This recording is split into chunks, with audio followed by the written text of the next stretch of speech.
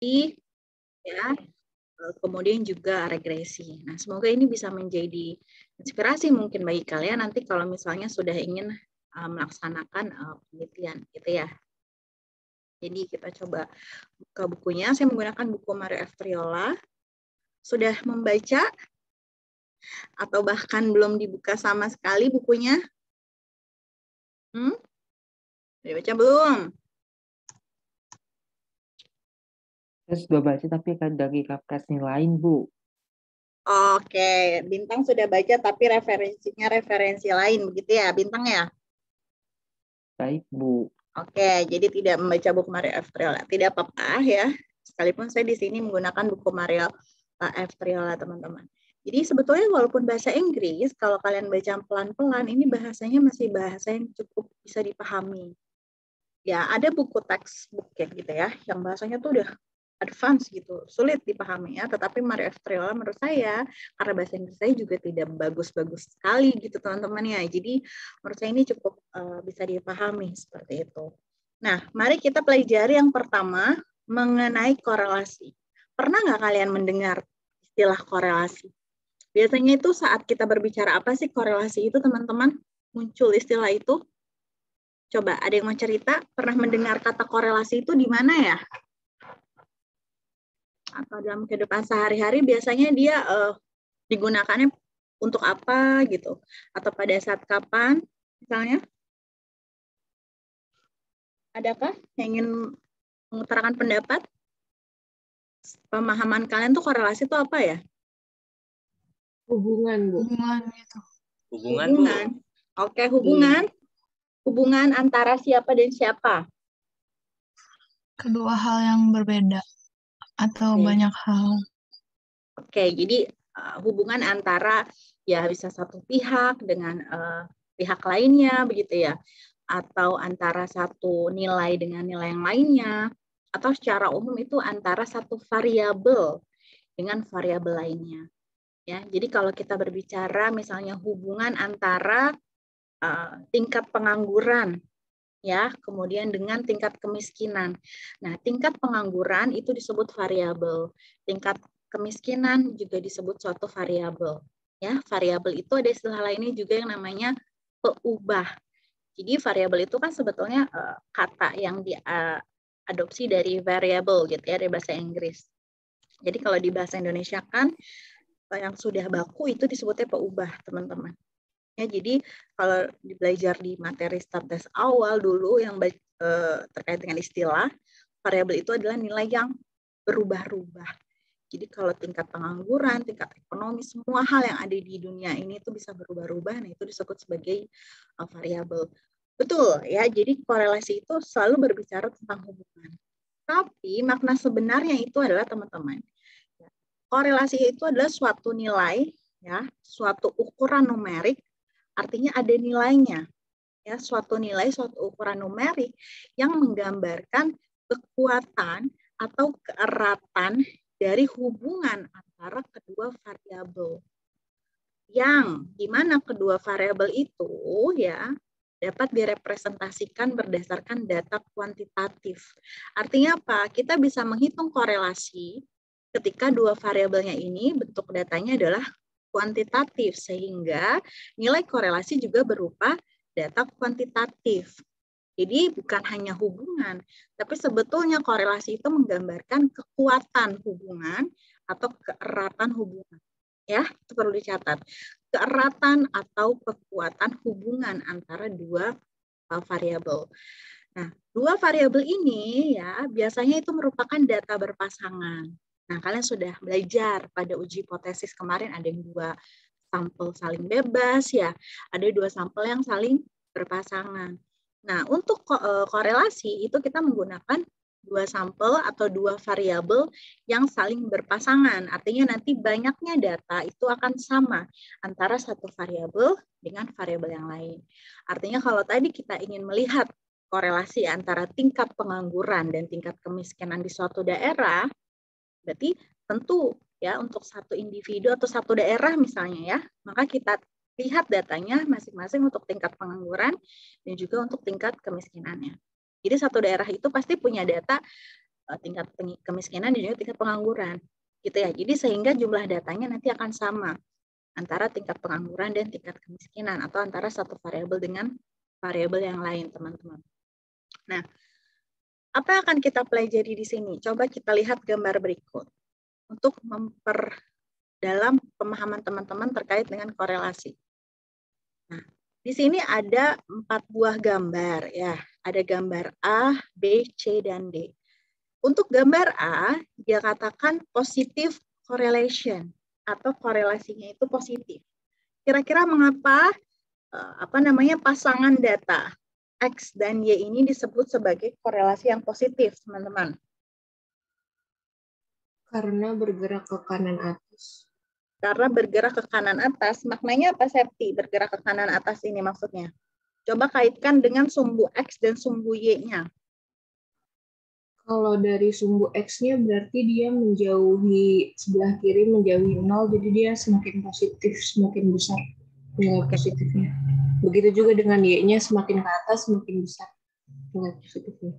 Oke, teman-teman yang lain paham maksudnya, Septi? Ini kan data berpasangan, teman-teman.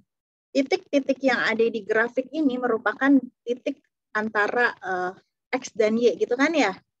Jadi kalau kalian lihat ya, pola titik-titik tebaran ini gitu ya, itu merupakan pasangan data dari sumbu X dan sumbu Y. Nah, dalam korelasi dan regresi biasanya dua variabel itu dinotasikan dengan variabel X dan juga variabel Y. Ya. Nah, yang ada di sumbu X ini adalah nilai dari variabel X, yang ada di sumbu Y ini adalah nilai dari variabel Y. Kita kan tadi datanya berpasangan. Ya, artinya data pertama pasangan X dan Y mungkin di titik yang pertama gitu ya, dan seterusnya. Nah, ini disebut korelasi positif. Karena betul tadi yang Septi katakan, ketika nilai X-nya ke kanan, artinya kalau ke kanan semakin besar ya, maka Y-nya juga akan semakin besar. Oke, jadi ketika X-nya kecil, Y-nya juga kecil. Dan dia gradiennya positif. Kalau kita buat garis di sini ya, pola dari titik-titik ini kan berarti dia miring ke kanan begitu ya. Miring ke kanan, gradiennya positif gitu, dan semakin tinggi X maka Y-nya juga semakin tinggi. Bandingkan dengan gambar yang ada di B. Ya. Kalau yang B dia disebut negative correlation. Korelasinya negatif. Artinya apa kalau korelasinya negatif?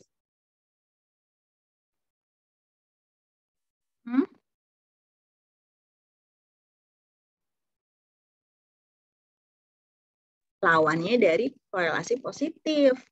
Ya, kalian lihat tebaran titiknya. Ketika X-nya rendah, Y-nya justru tinggi. Ketika X-nya tinggi, maka Y-nya rendah.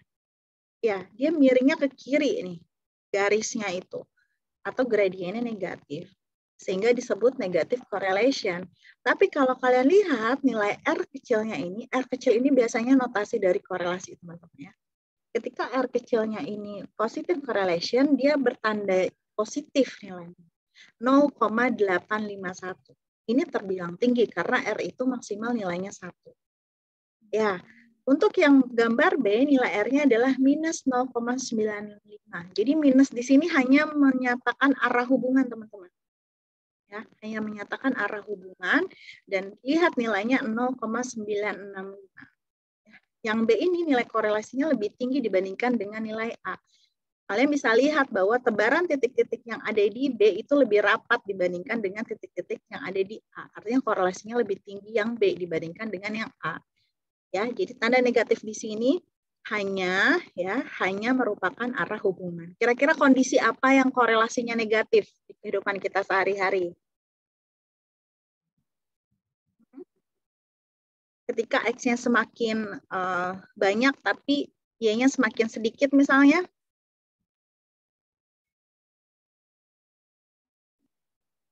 Apa kira-kira? Misalnya, semakin kita membeli barang, uangnya semakin banyak apa semakin sedikit? Semakin sedikit. Mungkin ada ya, mungkin ada yang ketika belanjanya semakin banyak, uangnya jadi semakin banyak, mungkin ada gitu ya. Tetapi kan kalau kita berbicara pemasukan dan pengeluaran, ketika pengeluarannya lebih banyak gitu ya, dan terus menerus, artinya kan pemasukan kita kan sebetulnya berkurang terus ya. Nah, contohnya seperti itu. Kalau korelasi positif misalnya apa? Ketika X-nya semakin besar, Y-nya semakin besar. Contohnya Semakin sering belajar, nilainya semakin tinggi. Oke. Walaupun mungkin ada yang nilai tinggi bukan karena belajar ya. Ada nggak? Waduh. Aduh. Iya, Karena seharusnya. doa kan Bu maksudnya. Doanya kuat ya. Iya Nah, benar. yang pasti usaha tidak akan mengkhianati hasil. Jadi contoh dari Tahnia juga tadi benar ya, teman-teman. Nah, ini adalah scatter plot atau diagram pencar untuk bentuk korelasi yang cukup tinggi ya, baik untuk yang positif maupun untuk yang negatif.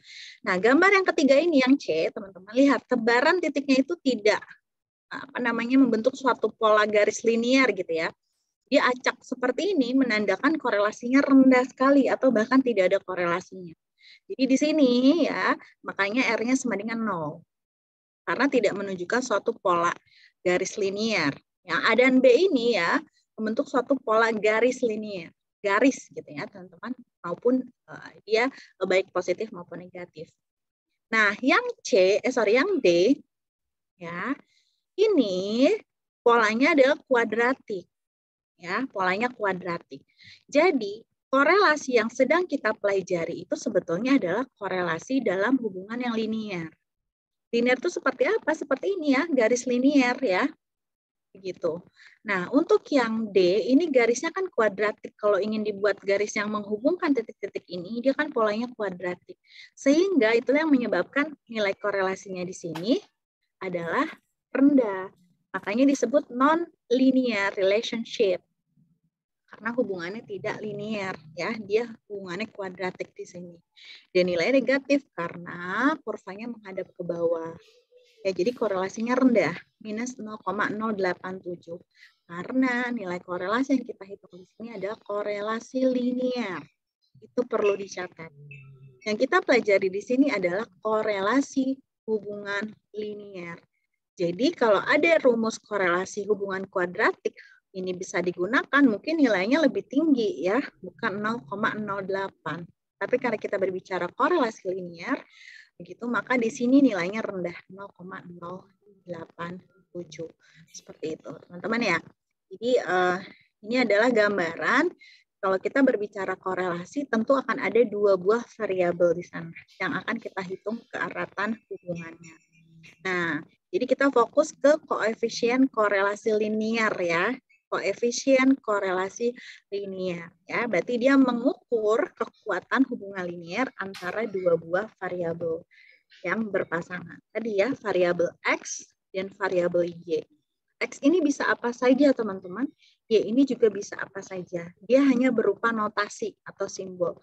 Bu, kenapa X dan Y? Kenapa tidak A dan B? Kenapa tidak D dan E? Kalau kalian mau menotasikan dengan notasi lain, silahkan. Tetapi ya, yang sudah common dari dulu yang kita gunakan itu adalah selalu X dan Y. Walaupun nanti kalau ada contoh soal atau latihan, X ini bisa apa saja. Misalnya tadi tingkat pengangguran ya dinotasikannya oleh X. Y-nya ini adalah tingkat kemiskinan.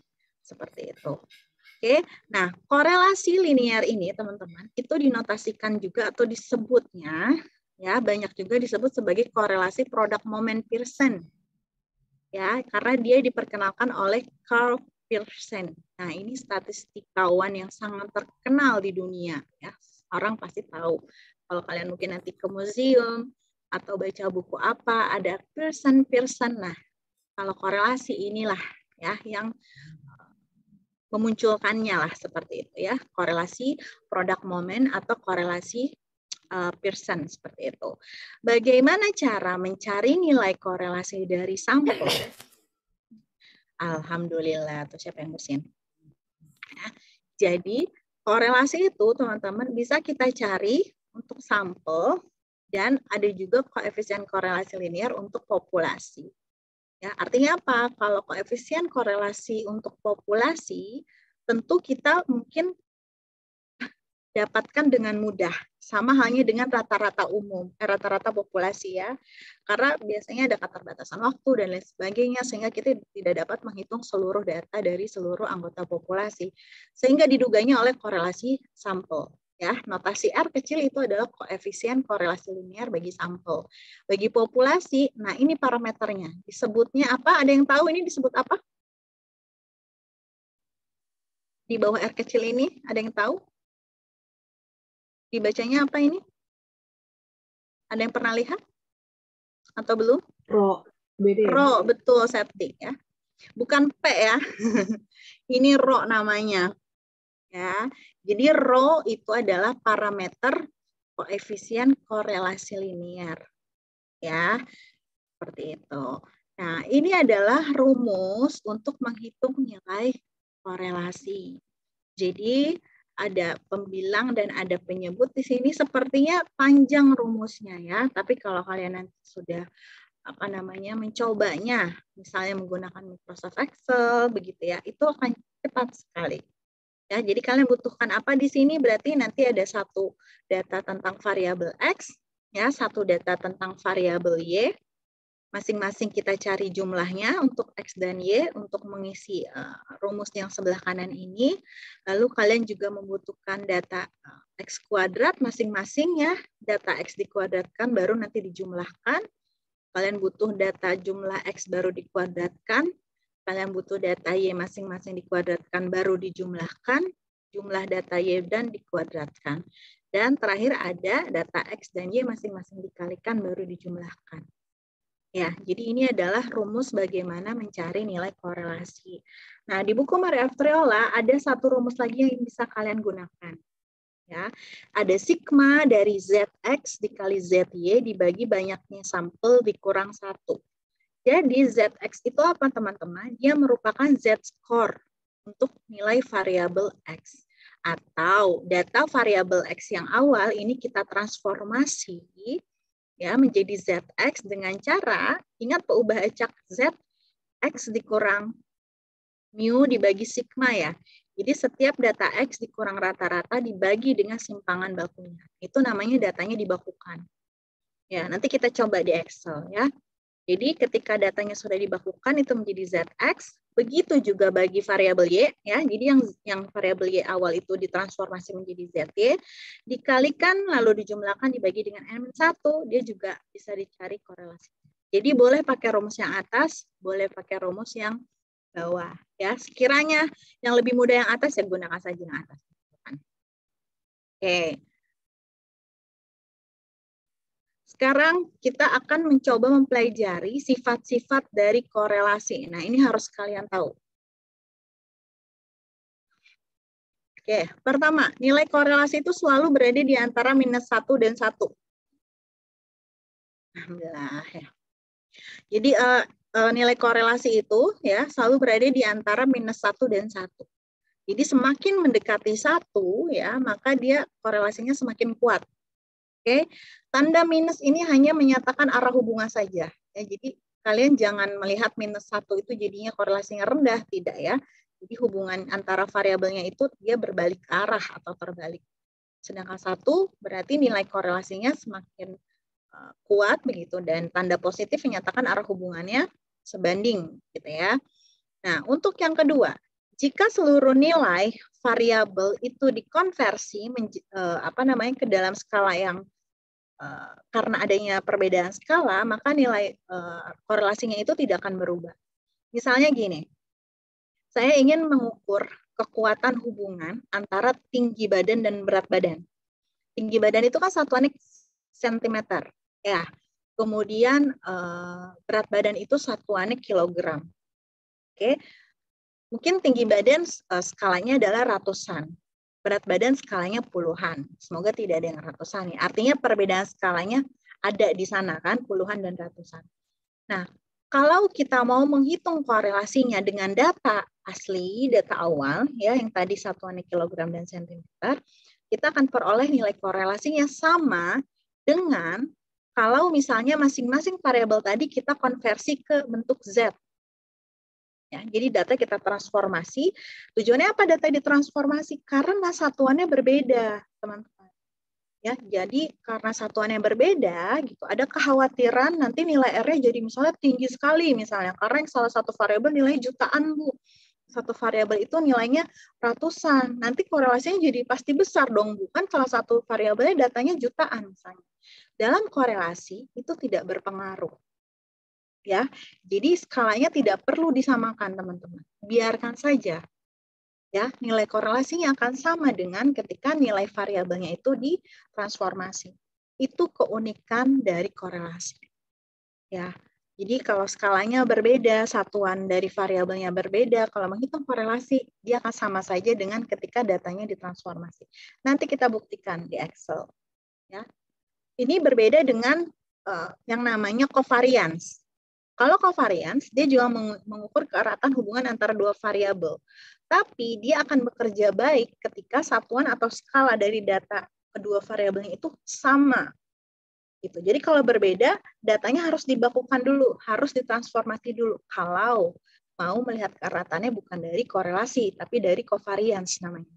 Tapi kalau korelasi tidak masalah ya teman-teman ya. Dia tidak masalah sama sekali. Oke, yang ketiga ya. Nilai R tidak dipengaruhi dari pemilihan X atau Y. Jadi menukar variabel X menjadi variabel Y atau menukar variabel Y menjadi variabel X itu tidak akan mengubah nilai korelasi. Ya, kenapa ya? Karena korelasi ini bukan hubungan sebab akibat. Korelasi ini hanya menghitung keeratan hubungan. Maksudnya gini. Misalnya tadi variabel tinggi badan dan berat badan. Saya mau menghitung korelasinya. Ternyata korelasinya itu adalah 0,9. Mendekati 1 ya. Berarti korelasinya erat sekali. Ketika tinggi badan dan berat badan itu korelasinya atau hubungannya sangat erat, itu bukan berarti bahwa tinggi badan itu mempengaruhi berat badan, teman-teman. Atau berat badan mempengaruhi tinggi badan. Tidak. Ingat, korelasi hanya mengukur keeratan hubungan, bukan hubungan sebab akibat. Nanti itu beda dengan regresi. Kalau di regresi, kita sudah berbicara hubungan sebab akibat. Sehingga ya, siapa yang akan menjadi X, siapa yang akan menjadi Y, itu tidak berpengaruh di korelasi. Kalau tadi X-nya misalnya tinggi badan, teman-teman, Y-nya itu adalah berat badan. Kemudian kita hitung korelasinya dapat 0,9. Saya jamin ketika X-nya itu adalah berat badan dan Y-nya itu tinggi badan, kita tukar nih, nilai korelasinya akan tetap sama. Ya, tapi kalau di regresi ini berpengaruh. Karena notasi X ini ada maknanya, Y juga ada maknanya. Jadi kalau ditukar akan berubah makna, sehingga nilainya akan berbeda. Tapi kalau di korelasi, mau ditukar, tidak masalah. Karena korelasi hanya mengukur keeratan hubungan. Jadi, kadang kita mau menghitung keeratan hubungan antara dua variabel, bisa aja variabelnya mungkin secara logika dia tidak ada hubungannya, bisa saja. Misalnya, ya, saya mau menghitung keeratan hubungan antara curah hujan di Bogor dengan tingkat pengangguran di kota Jakarta. Sah-sah saja kalau kita mau menghitung korelasi ya. Toh hanya menggambarkan keeratan hubungan. Bukan berarti bahwa tingkat curah hujan di Bogor itu mempengaruhi tingkat pengangguran di kota Jakarta. Ya, jadi kalau korelasi hanya berbicara keeratan hubungan saja. Lalu nomor 4, bahwa R kecil atau koefisien korelasi linear yang sedang kita pelajari itu hanya menggambarkan kekuatan dari hubungan yang linear. Ya, jadi nilai R ini tidak didesain, tidak dirancang untuk mengukur hubungan yang sifatnya non-linear.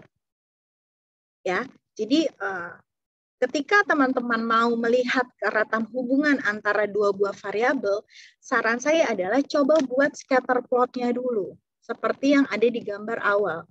Nah, kalau ada indikasi bahwa hubungannya itu linear seperti ini, baru kita coba hitung nilai korelasinya. Karena percuma kalau ternyata plotnya itu adalah seperti ini, gambar yang keempat, pasti nilai korelasinya akan rendah. Karena apa? Rumus yang kita gunakan itu hanya mengukur hubungan yang sifatnya linear. Itu ya, jadi korelasi Pearson ini adalah hubungan yang linear, teman-teman. Dan yang terakhir adalah bahwa nilai korelasi itu sangat sensitif terhadap outlier atau pencilan. Pernah dengar pencilan? Ya. Jadi ketika suatu data itu ada nilai pencilannya, ya, biasanya dia mempengaruhi nilai korelasinya. Misalnya ternyata karena ada pencilan korelasinya jadi rendah. Tapi ketika pencilan itu kita buang, ternyata korelasinya bisa jadi tinggi, teman-teman.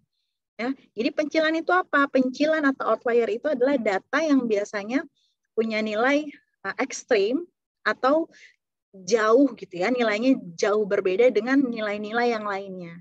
Pencilan itu biasanya sangat terlihat kalau kita buat box plot atau diagram pencar yang seperti tadi. Mungkin hanya ada satu nilai atau dua nilai yang jauh posisinya di atas kah atau di bawah gitu ya, dibandingkan dengan kumpulan data yang lainnya. Kalau di lingkungan kita mungkin ada satu atau dua orang yang kok kalau kita sering ngumpul kok nggak pernah ngumpul ya, bahasanya seperti itu. Dia menyendiri terus misalnya. Nah itu bayangkan aja itu ada di scatter plot, ya, ada di diagram pencar yang tadi pertama ini. Ya, jadi bisa aja mungkin ada satu atau dua titik yang di sini posisinya ya, atau di sini. Pokoknya jauh dari gugusan amatan data lainnya. Itu disebut sebagai pencilan. Nah itu harus kita tangani ya. Kalau memang ternyata dia bisa membuat nilai korelasinya menjadi lebih rendah. Sampai sini dulu. Bisa dipahami konsep mengenai korelasi, teman-teman? Atau ada yang ingin ditanyakan, silakan.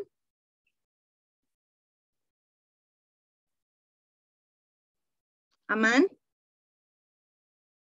Aman, Aman, Bu. Bu. Aman, oke. Ya. Nah, sekarang kita coba lihat contoh soalnya. Ya.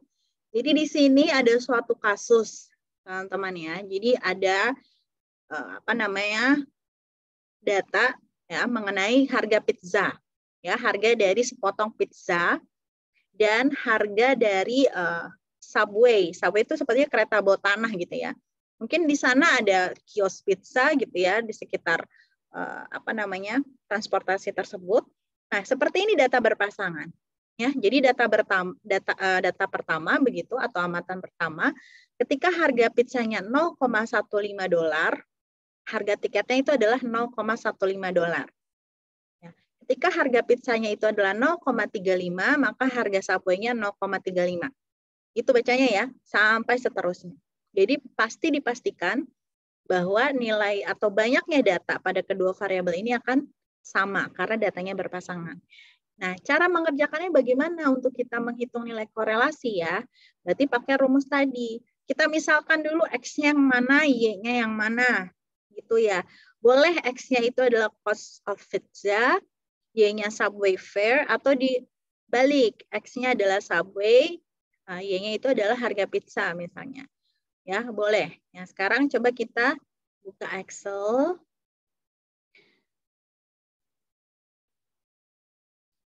Untuk coba mengerjakan. Rumusnya mudah ya, tetapi kalian harus hati-hati dalam mengerjakannya. Saya coba share screen saja biar bisa bolak-balik ya.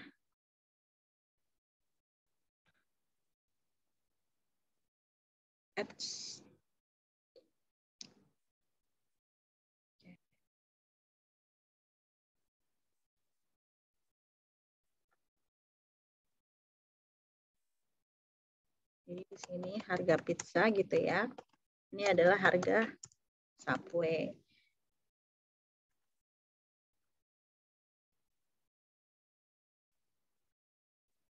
Kebetulan datanya sedikit. Jadi kalau kalian kerjakan manual juga bisa relatif tidak terlalu lama ya. Tapi nanti kalau datanya lebih banyak, saya sarankan pakai Excel saja agar lebih cepat. Biar Vicon-nya juga efektif ya kalau saya pakai Excel. Sorry.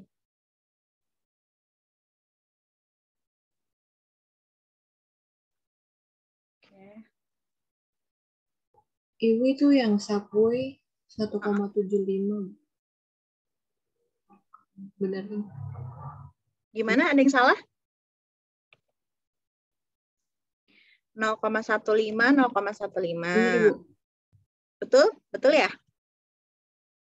Oke, 1,75, 1,5, Bisa benar, Bu. 2. Oke. Nah, ini datanya seperti yang ada di buku, teman-teman. Ya. Jadi misalnya si pizza ini adalah X, ya. Subway-nya ini adalah Y, gitu kan. Sekarang kita lihat rumus si korelasi tadi. Nah, kita coba pakai rumus yang pertama dulu ya. N-nya berarti ada berapa ini? 1, 2, 3, 4, 5, 6. N-nya itu ada sama dengan 6. Ya. Lalu apa? Sigma XY. Kita boleh cari di sini XY. Teman-teman ya. Saya pindahin dulu ke ujung sini. Oke, XY berarti sama dengan 0,15 kali 0,15 gitu kan? Ini nilainya. Ini copy, Ctrl C sampai baris yang terakhir, Ctrl V. Dipaste gitu ya. Ini adalah hasilnya. Kemudian apa selain XY? Ini kita jumlahkan ya. Ini jumlah. Berarti untuk jumlah X, sum sama dengan sum di blok datanya. Ya, ini copy saja ke samping. Oke, jadi ini sigma X, ini sigma Y, ini sigma XY. Setelah XY apa tadi? X kuadrat, Y kuadrat. Berarti di sini X pangkat 2 gitu ya. Berarti sama dengan X-nya pizza ya, jadi 0,15 pangkat 2 gitu ya. Kemudian Y kuadrat, berarti Y pangkat 2. Sama dengan yang Subway yaitu 0,15 pangkat 2. Nah, ini lakukan untuk seluruh baris ke bawah. Kalian boleh di blok terus copy, Ctrl C sampai sini, Ctrl V. Nah, kemudian dijumlah lagi, kalian copy rumus sebelah kiri ke sebelah kanan. Oke, ya, apalagi yang dibutuhkan? Tidak ada. Berarti untuk mencari korelasinya, kita cari pembilang dulu ya. Nah, lihat rumus pembilangnya. N dikali jumlah XY dikurangi jumlah X dikali jumlah Y. Oke, pembilangnya berarti sama dengan, ya, N-nya tadi 6 ya. Nih, 6 dikali jumlah XY, XY ini itu yang ini 9,46 ya. Dikurangi jumlah X yaitu 6,5 dikali jumlah Y. Oke. Penyebutnya. Oke. Akar ya, akar dari N dikali sigma X kuadrat dikurang sigma X dikuadratkan. Oke, akarnya belakangan. Ya. Misalnya ini untuk yang X. Ini untuk yang Y. Yang X itu artinya kita coba kerjakan yang sisi sebelah kiri ini ya, teman-teman ya. Nanti yang saya notasikan Y untuk yang sisi kanan. Berarti ini sama dengan akarnya belakangan. N dikali sigma X kuadrat, artinya kolom E, ya, ini jumlahnya 9,77, dikurangi sigma X dikuadratkan. Oke, sigma X-nya mana? Nih, 6,5. Ya, dipangkatkan 2. Oke, berarti tinggal tambahkan fungsi untuk akar. Akar itu apa? Square root, SQRT di depannya. Buka kurung, di akhir tutup. Bagaimana kita bisa memastikan tutup kurungnya atau kurungnya sudah banyaknya sama antara pembuka dan penutup, kurung pembuka sama dengan kurung penutup? Kalau di bagian akhir yang sudah hitam tebal, nih kalian lihat bagian terakhir ya, saya ketik ya. Nah, hitam tebal kan, nah berarti itu kurungnya sudah sesuai. Ini penyebut yang pertama. Ya, penyebut yang kedua berarti sama dengan N-nya tadi 6 dikalikan dengan sigma Y kuadrat. Yang ini yang kolom F ya, 9,22 dikurangi sigma Y, yaitu 6,35 dipangkatkan 2. Tinggal diakarkan. SIRT, kita kurung lagi, tambahkan di akhir. Oke, berarti penyebut yang akhir itu adalah X dikali Y. Ya, karena di sini akar dari ini suku sebelah kiri dikali akar suku sebelah kanan. Ya, berarti sama dengan X dikali Y. Oke, nilai korelasi itu adalah pembilang dibagi dengan penyebut. Jadi 15,47 dibagi dengan 15,66 sekian. Oke, ini nilai korelasinya. Kita bulatkan misalnya 3 angka di belakang koma. 0,988. Ini nilai korelasinya. Kita coba lihat jawaban di buku Maria F. Triola. Nah, nanti kalian bisa gunakan seperti ini. Kalau manual ya.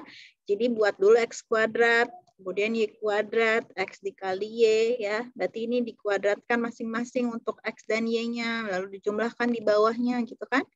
Yang satu dikalikan. Untuk mempermudah perhitungan. Sama ya, 0,988. Ada pertanyaan dulu sampai sini? Terkait perhitungan untuk korelasi?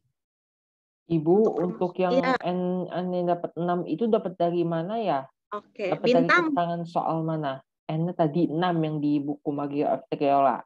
Oke. N itu bintang, N itu adalah menyatakan banyaknya data. Ya, atau banyaknya pasangan data. Bintang lihat di sini.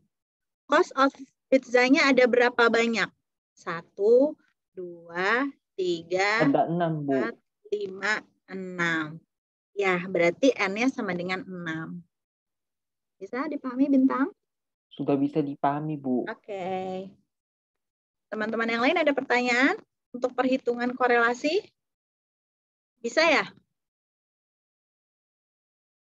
Insya Allah, Bu. Iya, sebetulnya yang penting kalian teliti saja nih. Apalagi kalau nanti ngitungnya manual. Harus teliti. Ya, apalagi di sini sigma X kuadrat dengan sigma X dikuadratkan. Sigma Y kuadrat dengan sigma Y dikuadratkan.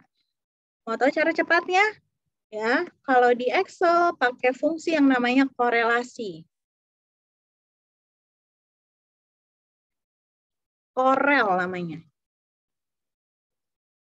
Nih, korel ini adalah correlation ya. Korel, lihat dia meminta array 1 dan array 2.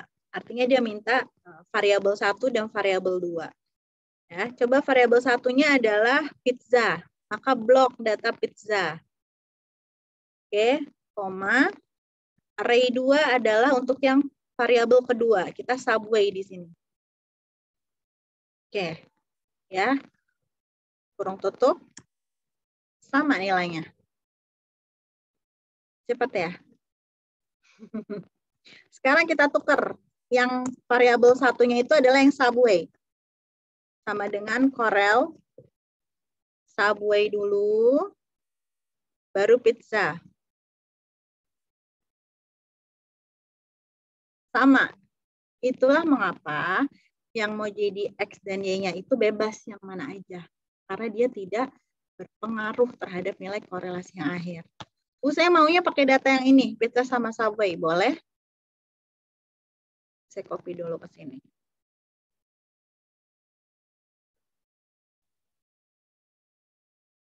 Ya. Yang pizza jadi subway.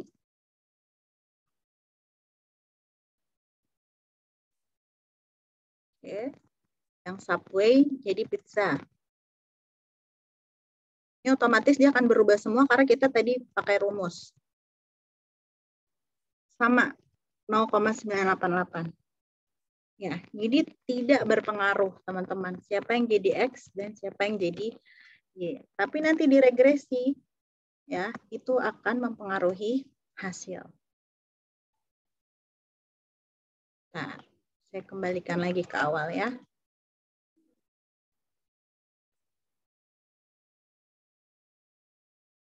Oke, Bu, saya mau pakai rumus yang kedua, yang pakai ZX dan pakai ZY ya. Tadi rumus yang keduanya itu adalah yang ini. Nah, sigma ZX dikali ZY ya, dibagi N-1. Berarti teman-teman ya, yang kita butuhkan di sini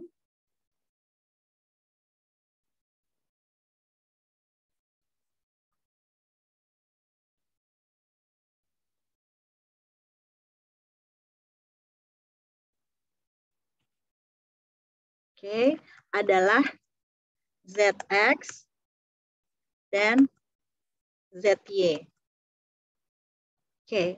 Rumusnya ya, rumus dari ZX itu adalah X dikurangi X bar dibagi dengan S. ZY berarti Y dikurangi rata-rata Y atau Y bar dibagi oleh S-nya. Simpangan baku punya si Y. Ya, ini dibagi simpangan baku punya si X. Berarti kita butuh cari dulu rata-rata X dan rata-rata Y dan simpangan baku X, simpangan baku Y. Kita cari di sini rata-ratanya. Ya. Average dari si pizza. Ya, kita copy ke sebelah kanan, rumusnya pasti tercopy. Simpangan bakunya. Punya si X, berarti di sini fungsinya S, T, D, E, T, dot S. Standar deviasi dari sampel, teman-teman. Nih. Oke, blok datanya. Oke, ini simpangan bakunya.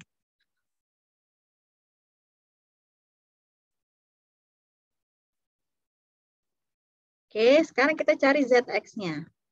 Berarti setiap data ini, teman-teman, nanti akan kita transformasi menjadi data yang baru yang disebut ZX. Berarti sama dengan data dia awal dikurang nilai rata-ratanya dia. Kita kunci karena rata-rata ini berlaku untuk seluruh data X. Dibagi dengan simpangan bakunya si X. Nih, 0,739. Ya, ini juga kita kunci karena dia sama nilainya untuk seluruh data X. Nah, jadi yang nilainya awalnya 0,15 menjadi minus 1,26 sekian. Yang Y juga sama. Berarti yang 0,15 ini dikurangi dengan nilai rata-rata si Y. Ya, kita kunci. Nilai rata-rata Y-nya dibagi dengan simpangan baku milik si Y-nya. Kita kunci.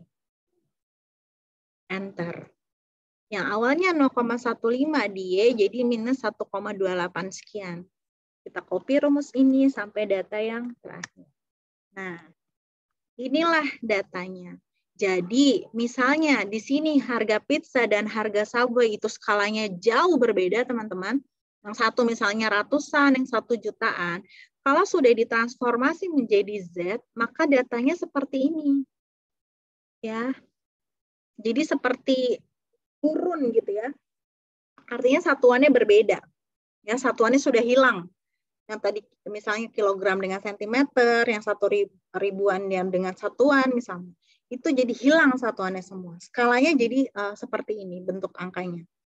Nah, kalian percaya tidak? Saya sepertinya sudah pernah menunjukkan ya bahwa peubah acak Z ini dia akan memiliki rata-ratanya 0 dan simpangan bakunya 1. Sekarang kita coba cari. Ya, ini rumusnya masih sama tadi ya, average dan simpangan baku. Dari data ZX dan Y. Tuh. Ya, jadi si data ini sekarang rata-ratanya 0, simpangan bakunya 1.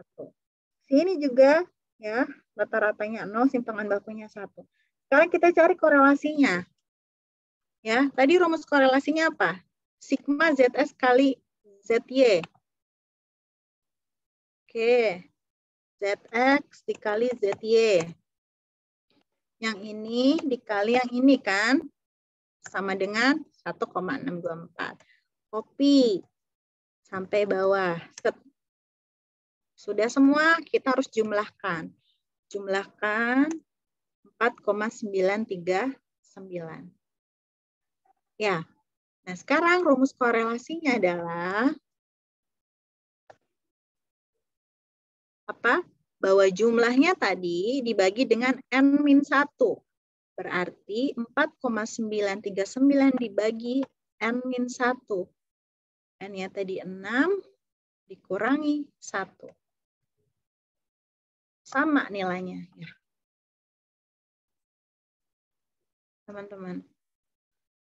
Ya, jadi mau pakai cara yang pertama pakai data asli, mau dia datanya ditransformasi dulu jadi ZX dan ZT, nilai korelasinya tetap sama. Ya, daripada capek-capek harus transformasi dulu datanya gitu ya. Lebih baik pakai data yang asli saja.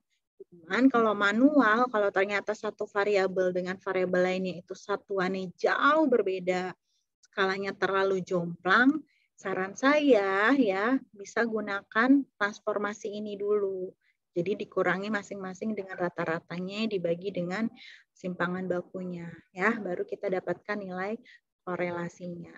Kalau mau pakai rumus Excel ya, berarti tinggal korel dari ZX dan ZY. Sama, pasti sama nilainya. Oke, kalau kalian siap UASnya pakai Excel, saya akan berikan kesempatan kalian pakai Excel. Ya, jadi seluruh analisis, kalau kalian mau pakai Excel, silahkan pakai Excel. Ya. Seperti itu, karena ketika datanya cukup banyak misalnya ya, dan kalian mengerjakannya manual, khawatirnya malah nanti kalian errornya besar. Tapi kalau kalian terbiasa menggunakan Microsoft Excel, ya pasti akan lebih mudah menggunakan Microsoft Excel. Seperti itu ya, belum satu-satu nulis ya kan hasil perkaliannya, apalagi yang ini ya, perkaliannya, akar kuadratnya, belum jumlahnya, belum menghitung di sininya ya kan ya, lihat nanti lah ya kalian memilihnya pakai Excel atau manual. Bisa dipahami perhitungannya teman-teman? Bisa dipahami, tapi ada yang masih belum paham tuh kalau pakai Excel gitu cara cepetnya gimana? Oke, saya tidak bisa memberikan solusi biar kalian itu mahir Excel, kecuali saya sarankan bahwa kalian harus berlatih Bintang. Ya, cara cepat Excel itu bukan cara cepat, tetapi ketika kita mengerjakan menggunakan Excel, perhitungan ini akan jauh lebih cepat dibandingkan kalau kita mengerjakannya manual menggunakan kalkulator. Itu saya bisa pastikan. Ya, jadi berdasarkan pengalaman yang sudah pernah saya alami, saya pernah jadi mahasiswa, saya pernah bekerja di kantor, dan sekarang saya jadi dosen, penggunaan Excel itu sangat membantu dari hal-hal yang sederhana sampai hal-hal yang kompleks, termasuk perhitungan seperti ini. Kalian bayangkan kalau di sini datanya bukan 6, ya, tapi saya buat datanya menjadi 15 N-nya. Berapa banyak waktu yang kalian butuhkan untuk menghitung korelasi? Cari dulu perkalian antara X dan Y-nya. Cari dulu X kuadrat dari setiap datanya. Ini kali 2 ya, karena ada 2 variabel nih. Belum cari Y kuadratnya. Belum mencari nilai korelasinya. Pasti sangat banyak. Gitu. Jadi saran saya, silakan berlatih. Setelah mata kuliah ini selesai, berlatih. Buka laptopnya bagi yang punya laptop, atau mungkin mau pinjam punya temannya misalnya. Setiap hari gitu ya, ulang lagi. Ya, ulang lagi, ulang lagi, ulang lagi. Pakai data yang sama. Berlatih. Jadi di sini cara mengalihkannya, rumusnya apa. Ya, kemudian pangkatnya seperti apa. Menjumlahkan itu fungsinya sum gitu. Saya rasa kalian pernah menerima, walaupun ini masih basic ya, ini masih perkalian, penjumlahan begitu. Itu Bintang. Jadi saran saya bukan cara cepatnya menggunakan Excel, tapi ketika teman-teman mengerjakan soal dibandingkan manual, Excel pasti akan memberikan waktu yang lebih cepat. Kalau kalian gimana caranya Bu biar cepat belajar Excel, paham Excel, ya harus berlatih. Ya, sayangnya di sini tidak ada responsi. Ya, jadi maksudnya gini, Statdas itu sebetulnya harusnya ada SKS untuk kita praktikum. Jadi semua hal yang kita pelajari pada saat teori itu juga kita coba ada pertemuan untuk khusus untuk membahas soal latihan atau praktikum. Seperti ini, menggunakan Excel perhitungannya bagaimana dan lain sebagainya. Sayangnya kita tidak ada di mata kuliah statistika dasar. Jadi mau tidak mau saya coba tunjukkan kepada teman-teman, lalu teman-teman mencobanya di tempat masing-masing. Gitu ya. Jadi Bintang nanti coba berlatih. Ini pasti akan saya share filenya. Nanti kalian kerjakan ulang di Excel kalian sampai jari-jari itu sudah terbiasa menggunakan Microsoft Excel. Itu Bintang ya. Nanti kalau melihat rumusnya, cara menjumlahkan gimana? Kamu klik nih sel bagian jumlah ini, ya satu-satu di sini lihat rumusnya. Oh, pakai sum. Berarti sama dengan sum data yang mau dicari jumlahnya, data yang mana saja. Berarti di blok, disorot gitu ya datanya. Gitu. Ini maksudnya apa sih Bu? Pembilang ini ya, karena korelasi kan tadi rasio. Biar tidak panjang rumusnya, berarti satu-satu dipecah. Pembilang dulu di sini, baru cari bentuk yang perhitungan penyebutnya. Kalau kalian misalnya, Bu, saya nggak mau pakai Excel, berapapun datanya, saya tetap mau manual. Silahkan. Silahkan, asalkan kalian bisa cermat dan teliti, itu semua tidak masalah. Saya hanya mencoba menawarkan alternatif lain. Gitu ya, selain menghitung secara manual. Atau mungkin nanti kalau ada satu pertemuan tersisa gitu dan materinya sudah habis misalnya, atau mau ada pertemuan tambahan sebelum UAS, kalau memang masih ada waktu yang kosong sebelum UAS ya, boleh misalnya Bu, ayo kita coba praktikum pakai Excel, belajar yang materi mana misalnya, coba menyelesaikannya menggunakan Excel. Kalian masing-masing bawa laptop, nanti kita praktikum boleh. Kalau di sini laptopnya sudah memadai ya, office-nya sudah ada gitu semua komputer, kita coba pakai komputer sini kalau kalian mau ya. Tapi kalau kalian tetap mau manual ya nggak apa-apa. Itu pilihan kalian. Itu Bintang ya. Baik, Bu. Oke. Bisa dipahami teman-teman untuk materi korelasi? Sudah bisa dipahami. Oke, Bintang. Teman-teman yang lain? Bisa, Bu. Bisa ya? Bu. Bisa pasti, saya yakin. Ini materinya materinya tidak sulit ini ya. Nah, sekarang begini teman-teman pertanyaannya. Ini kan korelasi sampel ya. R kecil itu kan korelasi sampel ya. Berarti kan pertanyaan kita gini, Bu, misalnya tadi ternyata kan nilai korelasinya 0,988 ya. Berarti termasuk erat atau tidak teman-teman kalau 0,988? Erat. Erat ya, karena mendekati nilai 1 teman-teman. Artinya, wah hubungannya erat sekali nih antara harga pizza dengan harga Subway. Sebetulnya sekilas kalian bisa lihat nih, ketika pizzanya $0,15 loh, Subway-nya juga 0,15 gitu kan. Ketika pizzanya 0,35, wah Subway-nya 0,35 nih gitu kan. Dan seterusnya. Jadi seperti apa ya? Hubungannya erat sekali sebetulnya kalau secara deskriptif langsung sekilas bisa ada dugaan ke sana. Nah, ini dibuktikan perhitungannya ternyata memang nilainya sangat tinggi ya, mendekati nilai 1. Maka hubungannya erat sekali. Berarti kita sudah bisa mengatakan dong Bu bahwa harga pizza itu hubungannya sangat erat dengan Subway. Teman-teman ingat bahwa ini berdasarkan data sampel. Artinya hanya untuk data 6 pasang ini saja. Belum mewakili seluruh populasi. Belum mewakili seluruh harga pizza dan Subway. Jadi bagaimana Bu kalau kita mau menyimpulkan bahwa memang korelasi antara harga pizza dan Subway itu sangat erat? Berarti kita harus melakukan yang namanya apa? Kira-kira kalau untuk mengeneralisasikan ke populasi, kita harus melakukan apa? Pengujian. Bagus.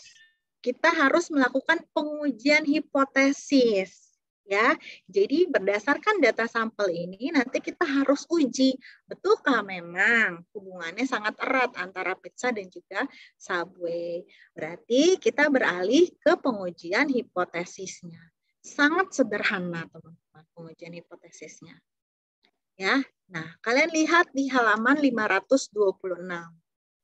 Ya, jadi ini adalah pengujian hipotesis untuk korelasi ketika kita menggunakan statistik ujinya adalah R kecil. Ya, jadi kita belajar yang di sini, bagian sini ya. Oke, hipotesis nolnya, ingat tadi kalau korelasi populasi itu adalah rho notasinya ya. Berarti di sini yang kita uji parameternya adalah rho atau parameter korelasi punya populasi. H0-nya teman-teman itu adalah rho sama dengan 0. Ketika nilai korelasi populasinya adalah 0, artinya berarti tidak ada korelasi linear antara dua buah variabel tersebut. Ya, karena korelasinya sama dengan 0. Ketika H1-nya misalnya korelasinya tidak sama dengan 0 atau rho tidak sama dengan 0, berarti korelasinya itu ada nilainya, ya. Berarti artinya terdapat korelasi linear di antara dua variabel yang sedang kita teliti. Ya, jadi H0-nya itu tidak ada korelasi linear, H1-nya adalah terdapat korelasi linear. Statistik ujinya pakai R yang tadi kita hitung pertama, ya, R kecil yaitu 0,988. Nah, daerah penolakannya, teman-teman, daerah penolakannya hanya ada satu, ya, atau kriteria penolakan H0-nya itu hanya ada satu. Apa? Nih, jika nilai mutlak, ya, nilai absolut dari korelasi yang tadi kita hitung, yaitu R kecil, jika nilai mutlak dari R kecilnya itu lebih besar dari titik kritis, maka kita tolak H0. Jadi, kalau nilai mutlak korelasi kita lebih besar dari titik kritis, ya, maka artinya ada korelasi linear. Bu, titik kritisnya dilihat dari mana? Dari tabel korelasi Pearson. Jadi ada tabel tersendiri, teman-teman, untuk korelasi, yaitu tabel A6 di buku Mario F. Triola. Nah, sekarang kita cek ya tabelnya. Jadi kalau lebih besar dari R tabel, kita tolak H0, tapi kalau nilai mutlaknya lebih kecil atau sama dengan titik kritisnya, kita terima H0. Kita berharap tolak H0 ya, sehingga adanya korelasi linear. Kita lihat ya, tabel A6-nya. Halaman berapa di sini? Ini A7. Nah, ini tabelnya. Sederhana sekali tabelnya. Oke, nah ini disebut sebagai critical value atau titik kritis dari koefisien korelasi Pearson. Jadi, ada nilai apa saja di sini? Ada nilai N kecil. N kecil ini banyaknya sampel tadi ya, banyaknya pasangan data. Alfanya berapa taraf signifikansinya? Di korelasi Pearson di sini di tabel hanya ada dua jenis alfa, teman-teman. 0,05 dan 0,01. Ya, jadi N-nya ini dari 4 dan seterusnya sampai 100 saja ya. Kemudian alfa 0,05 ini nilai R-nya, titik kritisnya ya. Untuk 0,01 di kolom yang selanjutnya. Ini titik kritisnya. Tadi N kita itu adalah 6. Ya, nih, lihat N-nya 6. Nah, tinggal tentukan mau pakai alfanya berapa? 0,05 kah atau 0,01. Misal, ternyata kita mau pakai taraf signifikansinya 5% ya. Berarti yang pertama ini, alfanya 0,05. Oke, berarti titik kritisnya berapa? 0,811. Nilai R kita tadi 0,988. Lebih besar atau lebih kecil daripada titik kritis, teman-teman? Lebih besar. Oke, lebih besar. Kalau lebih besar berarti keputusannya apa? Tolak H0. Tolak H0. Artinya apa kalau kita tolak H0? Belum cukup bukti. Linear. Apa yang linear? Yang satu belum cukup bukti, satu linear. Jadi gimana kesimpulannya? Tolak H0. Kalau tolak H0 berarti sudah cukup bukti. Sudah cukup bukti untuk menolak H0, Septi ya. Oh iya, kebalik. Kalau sudah cukup bukti untuk menolak H0, berarti interpretasinya artinya apa? Ada korelasi linear. Oke, Devina. Bagus sekali. Terdapat korelasi linear antara harga pizza dan juga harga Subway. Ya, berarti kita baru bisa bilang nih teman-teman bahwa ternyata iya ada korelasi yang sangat erat antara harga pizza dan harga Subway. Gitu. Jadi misalnya kalau saya jadi pengguna Subway, kalau saya tahu hubungannya erat nih harga keduanya, saya mau tahu misalnya 1 bulan kemudian, harga pizza di sana berapa sekarang gitu kan? Oh sekarang udah $5. Wah berarti harga tiketnya kira-kira berapa? Nggak jauh dari $5 kan? Gitu. Jadi kalau kita tahu hubungannya mereka erat, biasanya kita bisa mencoba untuk menganalisis nih kondisi variabel yang satunya. Gitu. Jadi kalau si A sakit, misalnya A sama si B ini korelasinya erat sekali, gitu ya. Si A sakit, gitu kan. Si B biasanya ikutan sakit, gitu ya. Si A misalnya masuk kelasnya telat, si B ikutan telat. Nah, itu korelasinya tinggi tuh. Siapa yang kayak gitu kira-kira di kelas ini? Diam aja. Kalau udah kayak gini diam aja. Nah, itu maksudnya gambaran ya, gambaran kalau korelasinya itu erat seperti itu. Tidak apa-apa ya, sama positif. Bisa dibayangkan sekarang ya, kalau korelasi yang kita hitung tadi besar ya, belum tentu saat uji hipotesis itu tolakan 0. Ya, jadi harus hati-hati. Jadi kita nggak bisa bilang bahwa ada korelasi di antara dua variabel tanpa melakukan pengujian hipotesis.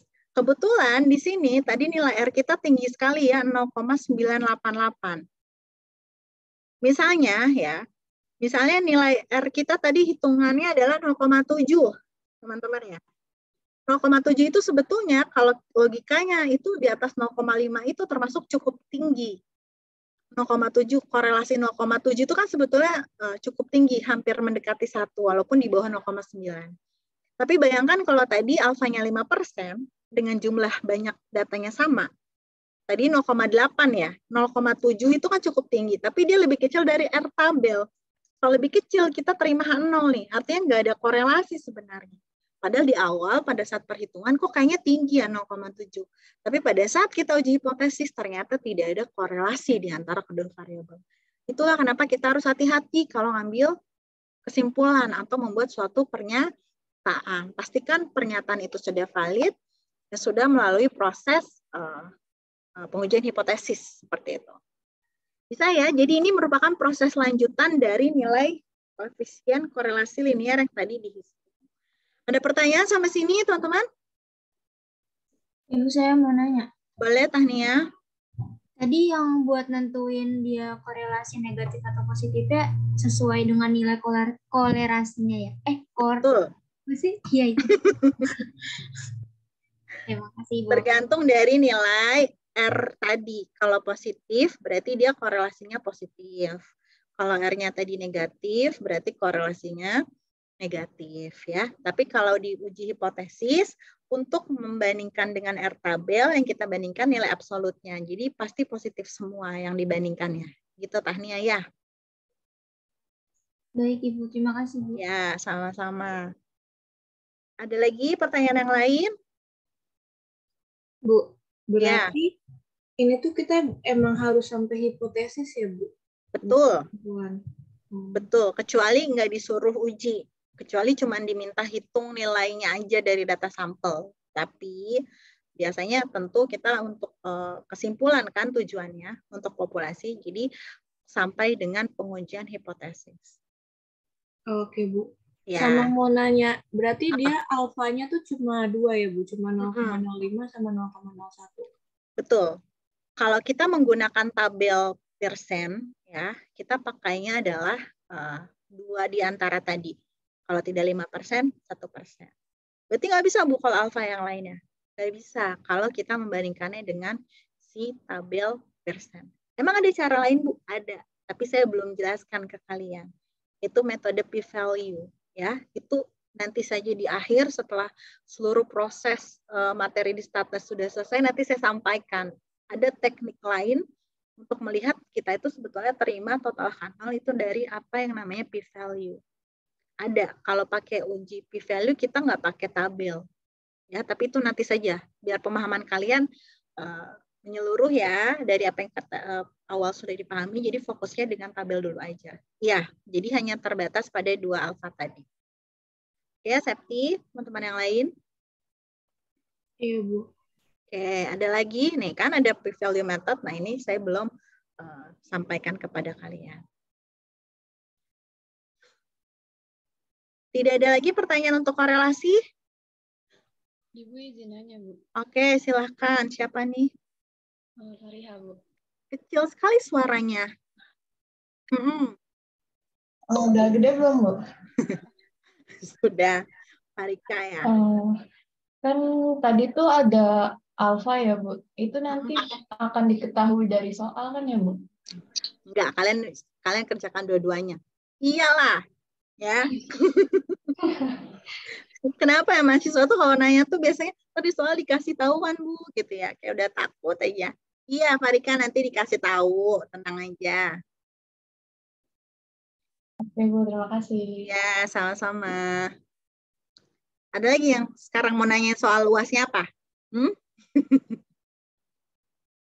Zidan yang biasanya nanya kalau udah ujian-ujian nih. Enggak sih, Bu, udah aman. Udah aman ya? Oke. Aman ya untuk korelasi ya. Nanti coba kerjakan soal latihan ya untuk dicoba nih ya. Data-datanya seperti ini biasanya nanti ya. Ada 2 buah variabel. Coba ya. Sekarang coba kita sedikit masuk ke regresi. Sedikit aja dulu ya. Nanti kita lanjutkan di pertemuan selanjutnya. Kita coba bahas regresi. Jadi sekarang sudah berpindah ke hubungan sebab akibat, teman-teman. Ya, jadi kalau korelasi tadi menghitungnya atau mengukurnya itu adalah kekuatan hubungan. Ya, jadi istilahnya tuh kayak kita tahu kita tuh kuat atau enggak hubungannya tanpa perlu kita tahu siapa yang mempengaruhi dan siapa yang dipengaruhi, itu adalah korelasi. Ya, jadi korelasi itu ya udah kita tahu kita kuat bersama-sama tanpa perlu tahu siapa yang mempengaruhi dan siapa yang dipengaruhi. Nah, itu adalah korelasi. Kalau regresi itu adalah hubungan sebab akibat. Ya. Jadi karena hubungan sebab akibat, maka akan ada variabel yang sebagai tugasnya sebagai penyebab, gitu ya, dan ada variabel yang memiliki peran sebagai akibatnya, ya, sehingga variabel yang menyebabkan atau mempengaruhi variabel lain itu disebutnya sebagai variabel prediktor atau variabel bebas atau variabel independen namanya. Ya, itu adalah variabel yang mempengaruhi atau variabel bebas. Yang tadi di awal X dan Y, ketika diregresi, notasi untuk variabel yang mempengaruhi atau variabel bebas atau variabel prediktor itu dinotasikan dengan X. Oke. Jadi kalau variabel lainnya yaitu variabel yang dipengaruhi atau variabel tidak bebas atau variabel respon gitu. Karena dia merupakan variabel yang dipengaruhi oleh X, itu disebut sebagai variabel Y. Ya, itulah kenapa kalau diregresi X dan Y-nya tidak boleh ditukar. Kalau di korelasi, dia nggak masalah mau ditukar karena hanya berbicara keratan hubungan. Kalau diregresi, bayangkan, misalnya awalnya itu adalah variabel misalnya lama bekerja gitu ya, kemudian variabel Y-nya itu adalah dana pensiun, maka kan kita ingin melihat besarnya pengaruh lamanya bekerja terhadap dana pensiun yang diterima. Itu akan berbeda nanti kesimpulannya ketika dana pensiun mempengaruhi lamanya bekerja, kan nggak logis ya. Kan dia lama bekerja dulu baru pensiun, kan seperti itu. Jadi harus hati-hati. Pemilihan variabel yang mempengaruhi atau variabel bebas dengan variabel tidak bebas itu harus logis. Biasanya dilihatnya dari mana? Dari teori-teori yang ada. Jadi tidak secara bebas kita menentukan variabel yang X-nya mana, variabelnya yang mana. Itu di dalam regresi seperti itu. Bu, kenapa sih kita belajarnya regresi?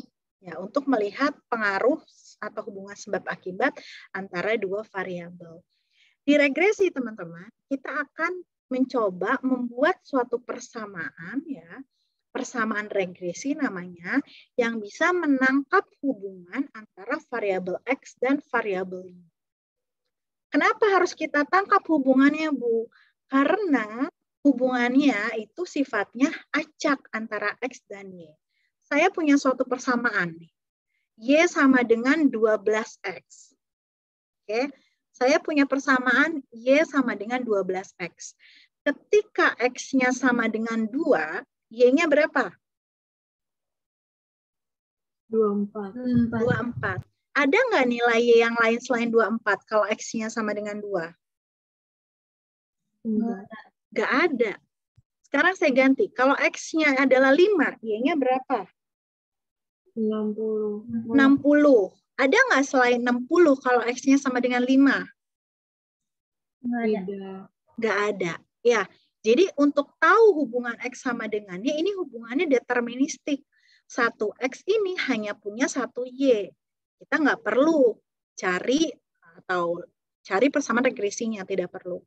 Tapi misalnya X-nya itu adalah tinggi badan. Ya, X-nya itu adalah tinggi badan, Y-nya itu adalah berat badan. Saya tanya, misalnya saya mau menganalisis hubungan tinggi badan dengan berat badan. Tinggi badan yang 150, saya tanya, berat badannya berapa? Ada nggak di sini yang tinggi badannya sama tapi berat badannya beda? Enggak. Ada pasti. Ya, jadi beda. Kalau misalnya kita berbicara di sini variabelnya tinggi badan, pasti saya yakin di Indonesia bahkan di tingkat ruang lingkup sekecil apapun, ada yang tinggi badannya misalnya 160 cm, tapi berat badannya itu ada yang 60 kg, ada yang 50 kg, ada yang 45 kg. Jadi gimana caranya kita bisa buat persamaan seperti ini kalau satu X-nya aja bisa menyebabkan banyak nilai Y? Ya nggak? Jadi modelnya bukan deterministik lagi, persamaannya bukan deterministik lagi, tapi persamaan probabilistik. Itu yang kita akan pelajari di regresi.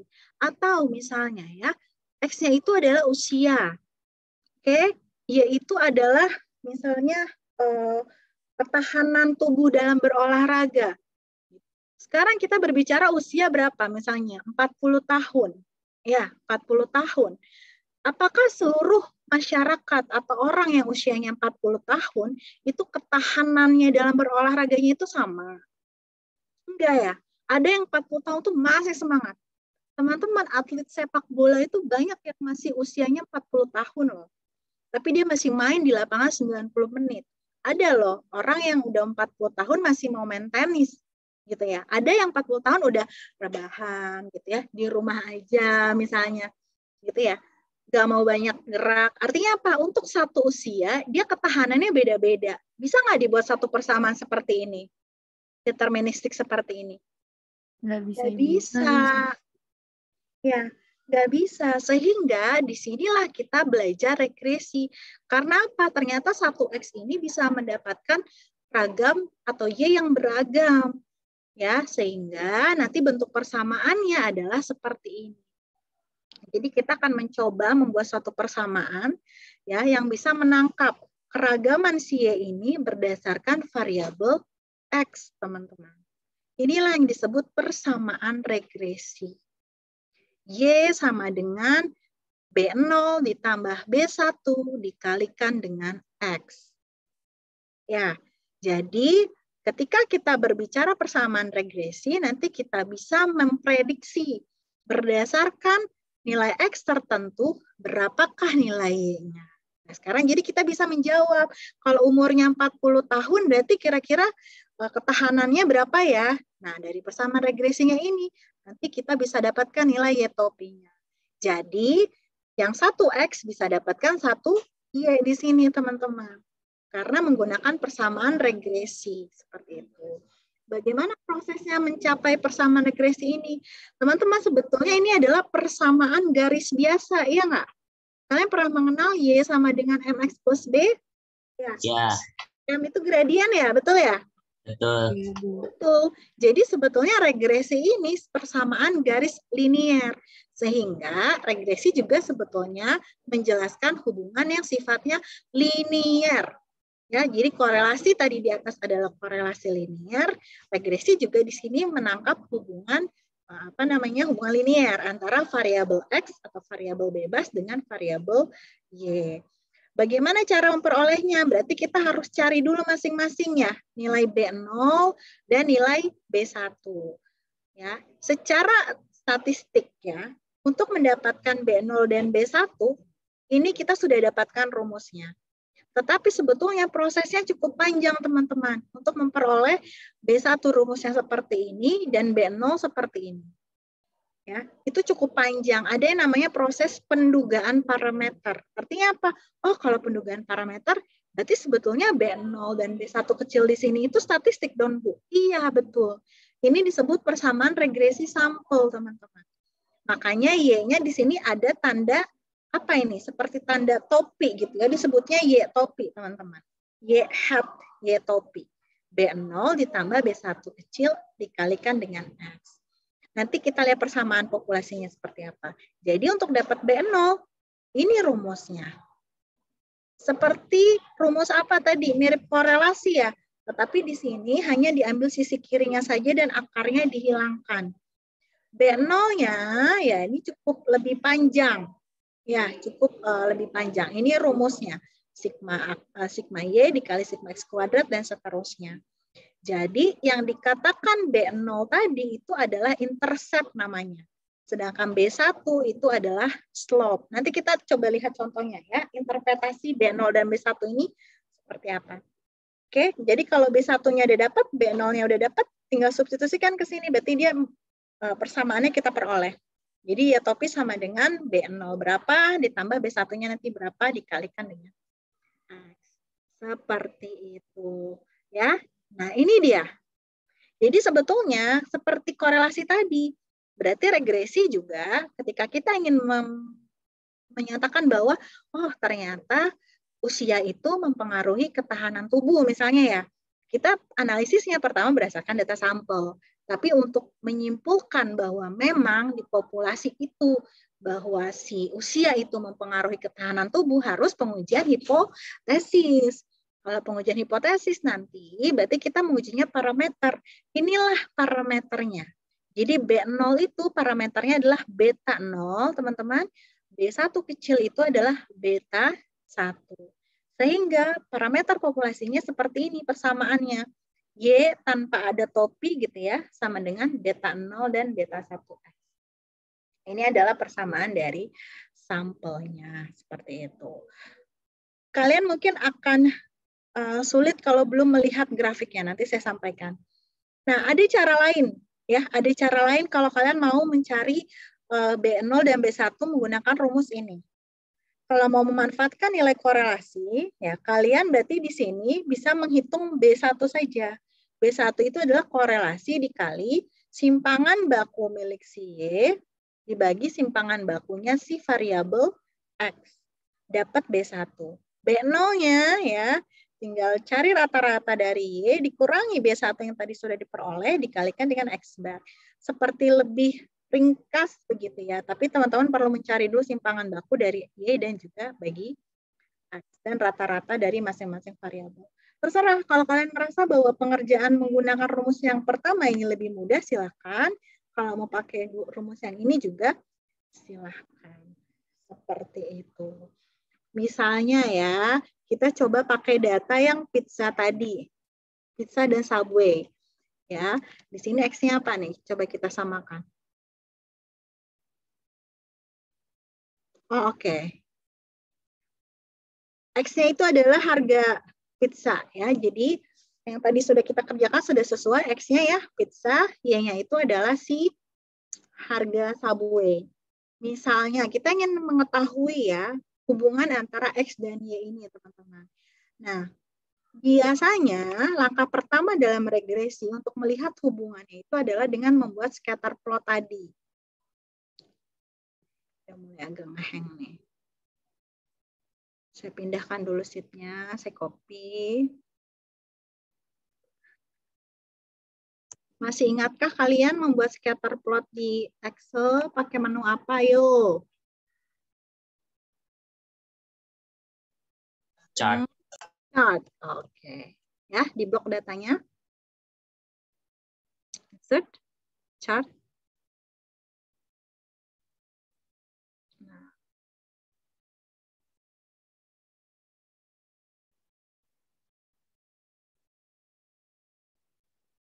Ya.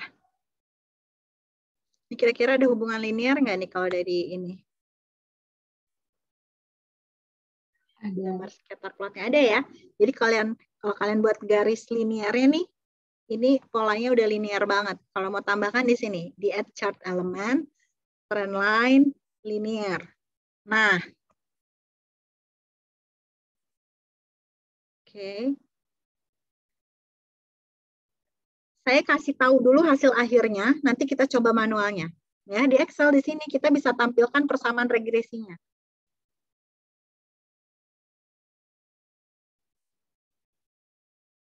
Ini persamaan regresinya. Y sama dengan 0,945X ditambah 0,0346. Ya, ini persamaan regresinya, teman-teman. Jadi, kalian lihat, garis yang biru ini, garis linear ini adalah garis regresi. Garis regresi itu diperoleh dari mana? Dari persamaan ini.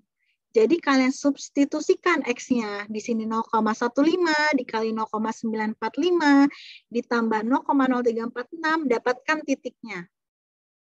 Ya, itu adalah nilai Y topi namanya. Y topi tadi adalah berada di garis ini. Coba jangan garis titik-titik, gimana caranya ya?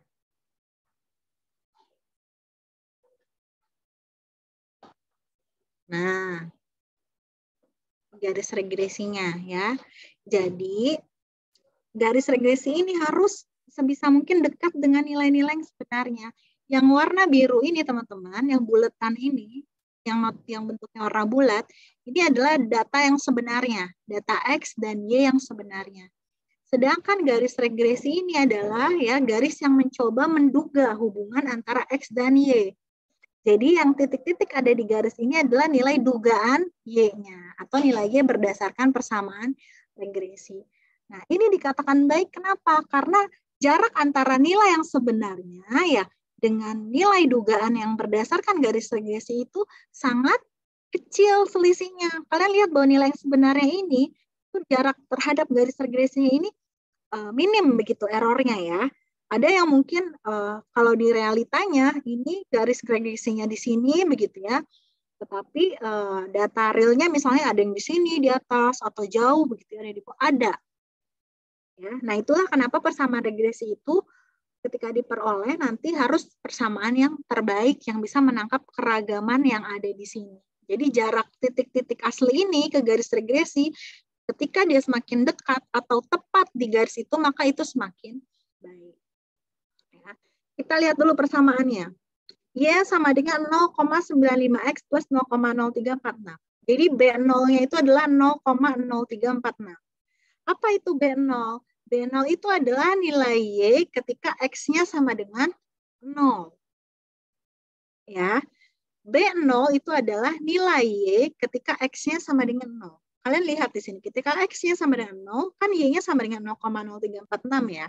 Berarti di sini, ketika harga pizzanya adalah 0 atau gratis, tentu Subway-nya tetap harus bayar. Ya, walaupun harga pizzanya tidak ada atau diberikan secara cuma-cuma, kalau mau naik Subway ya tetap bayar, kan gitu ibaratnya. Jadi ketika Subway-nya pizzanya gratis di sini, berarti Subway-nya itu harganya adalah $0,0346. Ketika B1-nya ini adalah 0,945, perhatikan. B1 interpretasinya adalah ketika X-nya naik satu satuan, maka Y-nya itu naik sebesar $0,945. Ya, ketika X naik $1 lah ibaratnya gitu ya. Ketika harga pizzanya naik $1, ternyata harga tiket Subway-nya itu naik sebesar 0,945. Karena dia tandanya positif di sini, maka hubungannya sebanding ya. Jadi ketika satu naik, maka satu turun. Kalau misalnya di sini negatif 0,945, berarti maknanya apa? Arahnya ya, Bu. Gimana jadi? Ketika X-nya naik satu satuan, maka Y-nya Semakin kecil. Oke. Menurun. Menurun sebesar berapa? 0,945. Betul ya. Jadi ketika tandanya di sini B1-nya negatif, maka ketika X-nya naik satu satuan, maka Y-nya akan turun sebesar 0,945. Itu adalah interpretasi dari B0 dan juga B1, teman-teman ya. Jadi kalau kita mau cari nilai dugaan Y topi di sini ya, misalnya, jadi nilai Y yang kita peroleh berdasarkan persamaan regresi, itu tinggal substitusikan saja 0,945 dikali X-nya di sini berapa, masing-masing X, ditambah 0,0346. Nah, ini nilai Y topinya.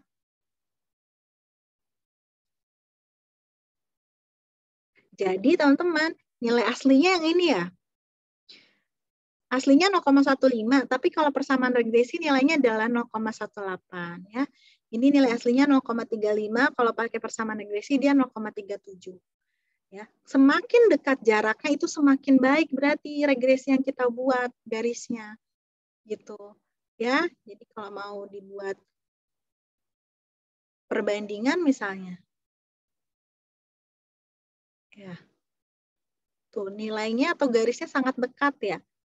Tuh, hampir mirip bentuknya. Jadi yang warna biru ini adalah yang nilai sebenarnya, yang warna orange ini adalah nilai dugaannya.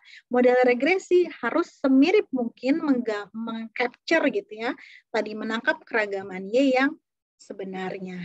Seperti itu. Inilah kita belajar regresi. Sekarang kita coba lihat manualnya ya. Nah, kalau tadi manualnya, mau pakai rumus yang mana terserah. Kita coba pakai rumus yang kedua aja dulu ya teman-teman ya. Kalau pakai rumus yang pertama juga boleh, nanti dicoba ya. Ini datanya tadi sudah ada di perhitungan korelasi semua kan ya. Sekarang kita coba pakai rumus yang kedua. Nah, B1 sama dengan R dikali simpangan baku Y dan simpangan baku X. Bu, Ibu kan pakai Excel nih Bu, gitu kan. Simpangan baku Y kan gampang, tinggal pakai rumus aja. Yang tadi saya contohkan misalnya. Kalau saya manual nanti gimana? Coba buka lagi buku catatan kalian atau slide saya yang pernah saya sampaikan di awal pertemuan, itu ada rumus simpangan baku ya di pertemuan yang membahas ukuran pemusatan data dan penyebaran data. Ada di sana rumus simpangan baku. Buka lagi ya di buku Mario F. Triola juga ada kalau mau cari ya, ada di bagian ukuran penyebaran data. Menyatu dengan materi range, kuartil, ya, kemudian ragam gitu ya. Ada ya, teman-teman ya. Jadi jangan malas ya. Sekarang kita coba cari B1. B1. Tadi korelasinya adalah ini. Kita copy ya. Kopinya copy paste spesial teman-teman ya, karena dia perhitungannya berdasarkan rumus. Nilainya biar tetap sama, kita copy paste spesial. Oke.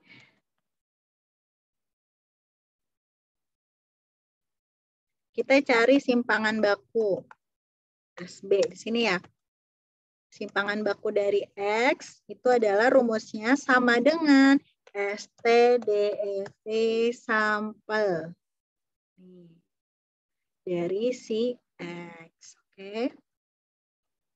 Untuk simpangan baku Y tinggal copy saja rumusnya ke samping. Oke ya. Sekarang dapatkan B1. B1 rumusnya adalah R dikali SY dibagi SX. Sama dengan korelasi dikali SY dibagi SX. 0,707 dibagi 0,739. Ini adalah B1-nya. 0,945. B0-nya, B-nya kecil ya. B0-nya itu adalah Y bar rata-rata Y dikurang B1 kali X bar. Oke, berarti kita butuh satu di sini. Rata-rata ya. Sama dengan average punyanya si X ya. Oke, sama rata-ratanya si Y. Berarti B0 itu adalah sama dengan rata-rata Y yang ini 1,06 kurangi ya B1 yaitu ini 0,945 dikalikan dengan rata-rata si Y. Oke, ini adalah B0. Jadi persamaan regresinya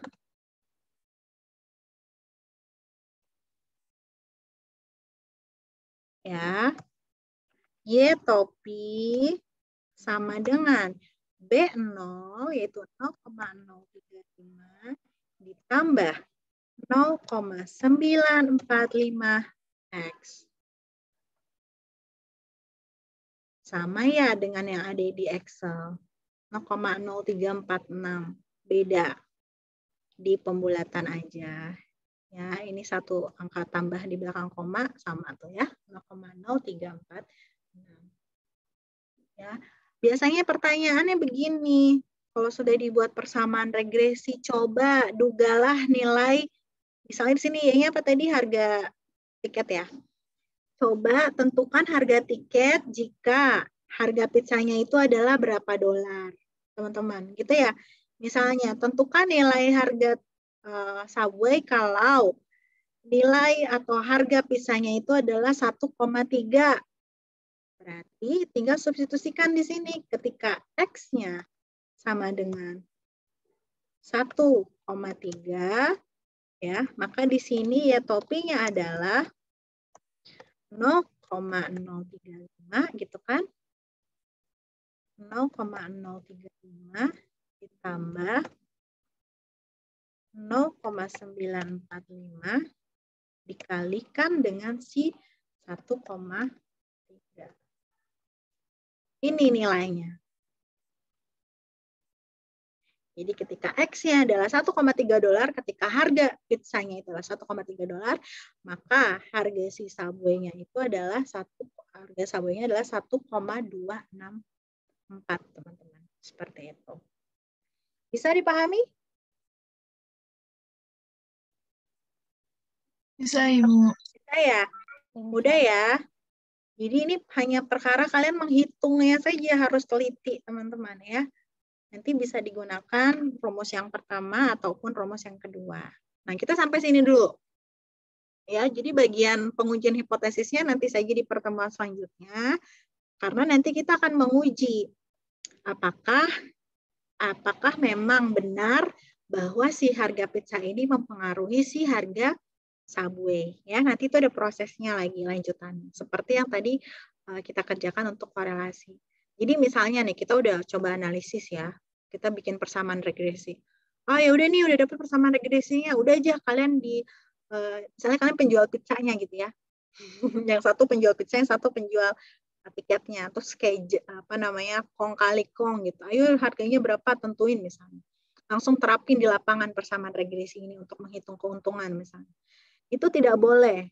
Sampai kita memastikan bahwa memang terdapat hubungan antara si X dan juga si Y berdasarkan data sampel. Jadi kita uji hipotesis dulu. Seperti itu. Alhamdulillah sudah azan asar. Ya. Bisa dipahami teman-teman yang lain ya?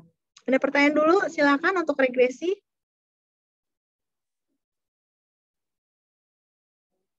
Tidak. Tidak? Oke. Yang lain ada pertanyaan? Silakan. Tidak, Ibu. Kalau dari saya nggak ada lagi, Bu. Oke, Bintang. Ini antara sudah paham atau sudah semakin ngantuk ya? Semoga karena sudah paham ya.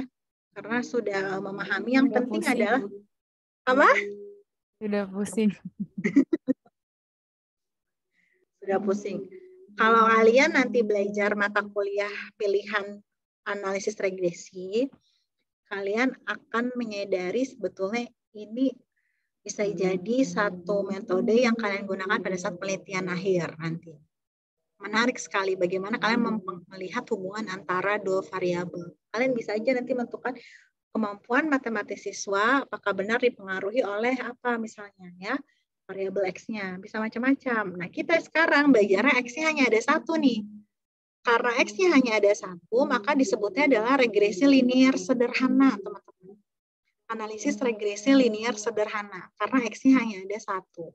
Nanti kalian bisa loh, ya, kalian bisa membuat persamaan regresi ketika X-nya tidak hanya satu, tapi lebih dari satu. Misalnya tadi untuk variabel tingkat kemiskinan. Sebetulnya yang mempengaruhi tingkat kemiskinan itu tidak hanya tingkat pengangguran. Saya mau nambah X-nya, misalnya apa? PDRB atau variabel usia masyarakatnya. Bisa, teman-teman.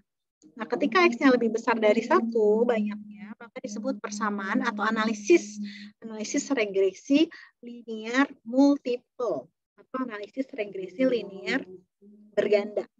Nah, itu kalian bisa analisis. Gitu ya. Itulah kenapa pada saat kita berbicara di regresi, misalnya tadi satu tinggi badan itu yang sama ya, bisa menghasilkan atau bisa punya berat badan yang beda-beda. Karena yang menyebabkan berat badan seseorang ya, itu tidak hanya tinggi badannya. Ya, ada faktor-faktor lain yang bisa menyebabkan atau menentukan berat badan seseorang, tidak hanya tinggi badan. Itulah kenapa satu tinggi badan itu bisa beragam nilai berat badannya. Artinya ada faktor lain yang menyebabkan berat badan, tapi belum dimasukkan di sana ke dalam persamaan regresi misalnya. Itulah kenapa satu tinggi badan itu bisa beragam nilai berat badannya gitu. Karena yang menentukan berat badan tidak hanya si tinggi badan. Kalau tadi persamaan Y sama dengan 12X, ya, kenapa 1X itu hanya ada 1Y? Karena si Y itu hanya ditentukan oleh si X saja, tidak ada faktor lain. Dia deterministik, teman-teman. Ya, jadi ketika kita ingin menganalisis suatu variabel respon suatu Y, sebisa mungkin X-nya itu juga tidak hanya satu kalau di realitas, ya, kalau di lingkungan kita benar-benar realnya gitu. Jadi semakin banyak X sebetulnya akan semakin baik. Karena apa? Artinya kita menangkap keragaman Y-nya semakin baik. Karena berdasarkan beberapa variabel independennya. Jadi kalau untuk menangkap kenapa seseorang itu kok terlihat murung terus, ya jangan lihat hanya dari satu variabel saja. Ya, jadi terus gali kira-kira variabel apa lagi yang mempengaruhi. Kalau seseorang itu IPK-nya rendah itu kenapa sih sebetulnya? Jangan lihat hanya dari lama atau jam belajarnya saja. Bisa kita buat persamaan regresinya. Nanti kita lihat apakah persamaan regresinya itu baik atau tidak. Kalau ternyata tidak baik, tidak cukup menangkap keragaman dari seseorang itu. Kenapa sih IPK-nya rendah misalnya gitu ya. Berarti ada faktor lain yang belum kita masukkan gitu ya. Jangan hanya lihat dari jam belajar, mungkin ada faktor ekonominya gitu ya, atau sosialnya gitu ya, atau psikologinya gitu ya. Banyak sekali. Nah, ini banyak sekali diterapkan oleh orang-orang yang ragam latar belakangnya karena bisa menangkap hubungan antara variabel yang ingin mereka teliti gitu teman-teman ya. Jadi nanti saya berikan soal latihan di buku Maria Friola untuk kalian coba kerjakan ya. Hanya sampai sini dulu materinya, nanti pertemuan selanjutnya kita akan bahas untuk signifikansi parameternya atau pengujian hipotesisnya. Minggu ini di hari Rabu besok, mulai Rabu sore, Kamis, Jumat, saya ada loka karya lagi dengan Bu Dwi, dengan Pak Agus, tidak salah, di Bogor. Tadinya saya maunya hari Jumat itu kita tetap kuliah, tapi nanti saya coba cek ya, hari Jumat itu selesainya pukul berapa. Kalau di pagi itu di jadwal kita kuliah seperti biasa, kita bisa melaksanakan perkuliahan, saya harapkan kita bisa melaksanakan perkuliahan, agar nanti KP-nya tidak menumpuk di belakang. Nah, kemudian kedua adalah saya harapkan juga bahwa luring yang minggu lalu tidak jadi karena ada kegiatan, kita bisa luring di jadwal yang lain. Ya, terserah kalian yang menentukan apakah nanti di pertemuan ke-14 atau ke-15. Gitu ya. Jadi selain UAS, saya harapkan kita ada luring 1 kali lagi untuk saya berikan kesempatan karena kalian punya jatah. Punya kuota sebelum UAS itu kalian harusnya atau berhaknya dapat 2 kali luring. Tapi kalau kalian merasa keberatan untuk luring di luar jadwal kuliah kalian, saya tidak masalah juga. Ya, jadi silahkan kalian yang menentukan apakah butuh luring lagi sebelum UAS atau tidak. Termasuk yang tadi penawaran saya, misalnya Bu mau berlatih Excel, mungkin dasar-dasarnya nanti kita bisa belajar bersama. Ya, untuk membantu misalnya mau UAS, mau pakai Excel, misalnya Bu kita mau pakai Excel aja, silahkan. Silahkan dibicarakan. Ya, jadi untuk hari Jumat pagi, saya konfirmasi nanti mungkin ya di Kamisnya apakah kita bisa melaksanakan perkuliahan atau tidak. Kalau tidak, berarti nanti bertemunya minggu depan lagi. Gitu. Karena UAS itu dijadwal, setahu saya mulainya tanggal 27 Desember.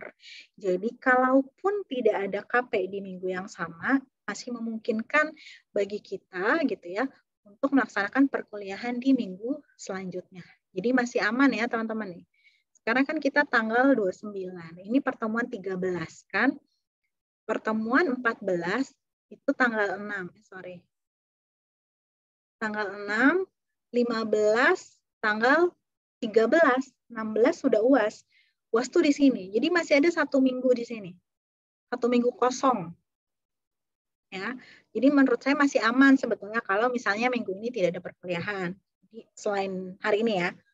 Dan minggu depan mau kuliah pertemuan 14, minggu depannya lagi baru 15, itu masih aman. Sama kelas saya juga gitu, saya punya KP1 karena minggu lalu saya tidak bisa hadir ya. Gitu, jadi sama-sama punya hutang. Saya tawarkan juga, kalian mau luring atau enggak? Kemarin nggak mau, oke nggak masalah. Kelas ini juga ternyata maunya daring, nggak apa-apa. Jadwal yang dibuat itu sebetulnya adalah jadwal kalaupun luring, kalian akan dapat ruangan. Gitu. Jadi jadwal yang dibuat oleh tim itu adalah sebetulnya jadwal yang kalaupun kalian luring yang lebih dari 2 pertemuan itu akan aman ruangannya seharusnya karena sudah dijadwalkan. Jadi itu tidak bentrok sebetulnya. Tapi kalau kalian tetap, Bu saya maunya luring saja, nggak apa-apa. Ya, itu hak kalian.